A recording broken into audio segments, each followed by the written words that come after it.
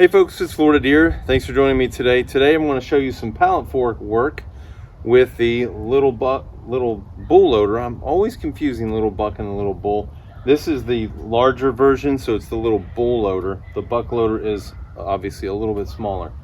So as you can see, I like to throw this out here, like throw a good thumbnail or whatever, so people can see the bucket this high with the forklift attachment on it and freak out a little bit, right? Because no one in their right mind would try to carry anything around this high on a tractor that's this small. That would just be ludicrous. But I think, in my opinion, it kind of makes a good thumbnail, so that's why I went with it. And the only thing we have up there right now is one bag of topsoil, which is probably, I don't know, 30 or 40 pounds maybe, certainly no more than 50, although I doubt it's even close to 40. But anyway, we're going to show you a lot about the some of the work that I've done with the pallet forks, and that you can use them. There's going to be a limited amount of use that you get out of them just for load capacity. Keep in mind, this is tractor that's unshimmed, so it's about 1,000 give or take psi pressure. So we're lifting it with the stock pressure. We haven't bumped it. A lot of guys that run loaders are going to bump it to 1150, 1300, 1500, whatever. You're not supposed to do that, but plenty of guys do it and they get away with it. I'm not condoning that or saying it's a terrible idea. You do what you want with your machine, but this one, for comparison's sakes, is 1,000 psi, which is the pressure that John Deere set it at when it was brand new. So anyways, I'll get into this video right now. As you can see, it will be useful, but there are limitations as well. Here we go. So I'll start off right from the beginning, and this is, I believe, the max level it can lift right here. Now the bucket, you saw me in one of the other videos get over my chicken fence, which is like 64 inches or something. So this is probably 64 inches right here as well. I'm gonna guess it's about my mouth level. I don't have a tape measure with me, and my channel's not that fancy. So, but as you can see, this drops a couple inches below. And then if you have your pallet, you have it another couple inches below that. And this is basically unloaded. I mean, we have that bag of topsoil like I had mentioned before, but that's really not anything that's going to give us any real workout for the tractor. As you can see in another clip I have coming up, that once you load a couple 100 pounds on there, it's really going to be taxing. This is pretty much the extent of what you can expect to lift with the pallet forks on this loader with this type of tractor, which is a 4X5 series. 445 is this particular one, and it has not been shimmed. So this is about 1,000 psi, give or take, and so it does lift that, but it's not going to lift it very far, and I'll show you that in a minute. And part of the reason is that these forks, I mean, you have the weight of the bucket, which is right here, and then you have to put the forks on, and then there's additional weight even further out here. So despite the fact, and obviously the previous videos I had where I was showing this thing lift 520 or 600 pounds or whatever, this is like, I think, barely 300 pounds plus whatever the pallet is. And it's just not that much because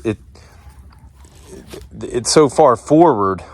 As the further you get out, the physics of this, takes over, and you go into leverage and fulcrums and stuff like that, and you just are not going to be able to lift the same amount. This is kind of the same situation as why you can have ballast in your rear tires, but it's still best to have some ballast hanging off the rear of the tractor that's not on the axle, so you can counter the weight up here. Same thing with this. If you put the weight further up front, it's basically heavier weight. So while we can lift 500 to 600 pounds pretty easily with this bucket, we're not going to lift barely a little more than 300 pounds here because we're moving the the weight, several feet out in front, it doesn't even start until 6 inches after where all the weight would be on the, from the first video I did. So is a loader system ideal for this type of tractor? Whether it's this loader or not, probably not. Would it be better if you fabricated a quick connect system that replaced the bucket and put the loader forks here? Yes. That's not what we're doing here for cost, but I mean, you could certainly fabricate, some system where you designed it to operate with that stuff, and they have a very simple arrangement here, so it's not super fancy like John Deere's 120R loader system on the 1 Series. So you do have that advantage. If you decide to fabricate one yourself, you're going to have more lift capacity because it's going to be several feet closer to where all the hydraulics are and closer to the tractor. But in this arrangement, these are Vevor pallet forks, and they're actually pretty short. I actually even did the pallet this way, sideways as opposed to long ways, to try to keep as much weight, closer to the tractor as possible. But anyways, it gives you an idea. I will show you in just a minute lifting this amount of weight, and and you can kind of draw your own conclusions, on what you think of it as well.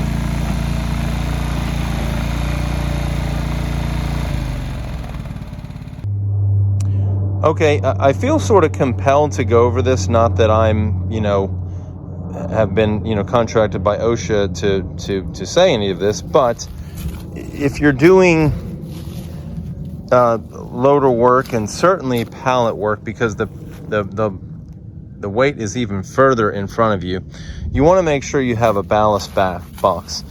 Now, you can have wheel weights and loaded tires.